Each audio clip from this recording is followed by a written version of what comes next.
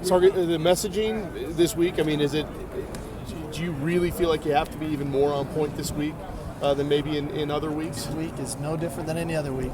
You know, we're focusing on the process, and we're eliminating the distractions, and we're preparing to go out and play a really good game on Saturday. Our opponent is not the focus.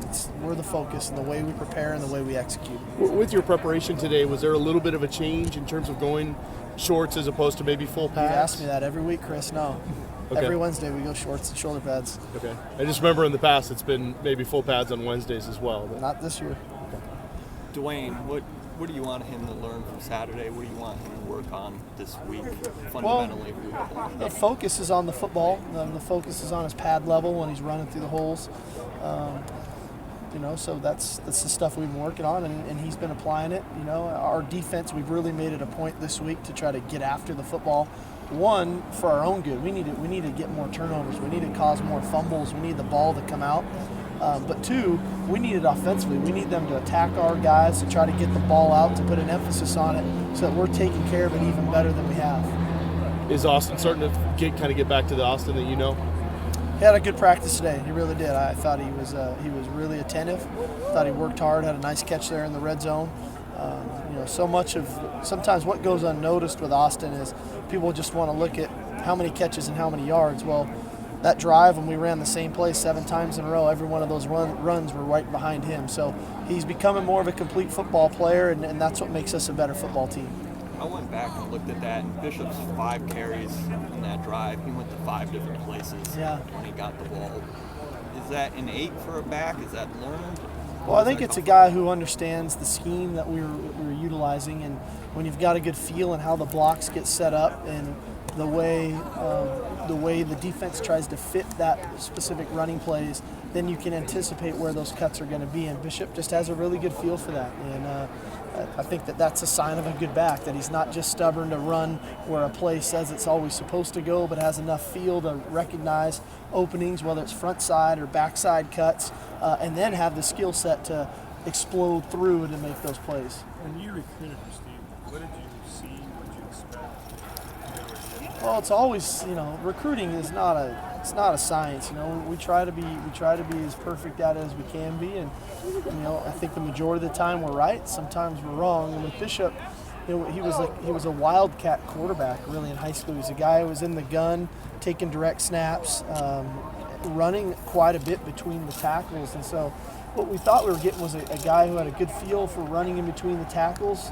Maybe not the most explosive player, but a guy who had a good feel for the game, and a guy who his coaches must have a lot of trust in, because they put him at wildcat quarterback. You know, he wasn't just in a typical tailback position. And the reality of it is that's what we've gotten. You know, a guy, he runs tremendously between the tackles. He's extremely dependable. You can count on him. And he might be a little faster, a little tougher than maybe we gave him credit for initially coming out, but he's sure doing a great job. Was the Wildcat perhaps why he came on late? No, we just, you know, again, we're not perfect in the recruiting process, and some guys we recruit for 3 years, and some guys we recruit for 3 weeks, you know, and you know, we had been recruiting them and knew of them, and then I can't remember the exact moment when we offered him a scholarship, but I think it was before his senior season, so it wasn't that late. With the seamlessness between, you know, you get Bishop and Jesse, and then you got Dwayne and Deontay Cooper. Right.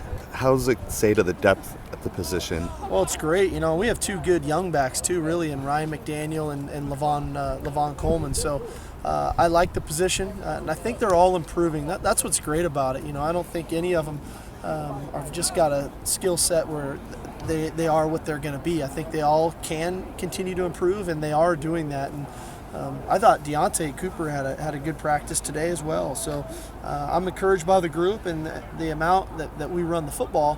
We need that depth at the position. Doug, I know you talked about the identity of the offense and kind of fitting the personnel and what have you.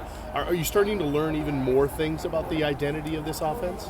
Well, yeah, and I don't think we're not where we want to be yet. You know, I mean, we have some guys that we would like to have contribute even more. and looking at just sheer reps of guys and things. So it's an ongoing process for us.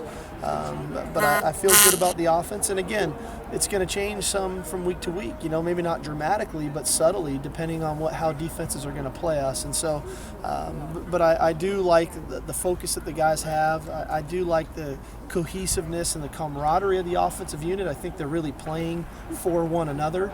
And they're excited when they see their teammates making their plays, and that's the fun part about distributing the football and watching guys make plays. And how about your focus as a play caller in that regard? Yeah, I feel good about it. It's I've enjoyed the first 2 games of calling plays and doing the things that we've done, and no different than how many every years I've been doing it.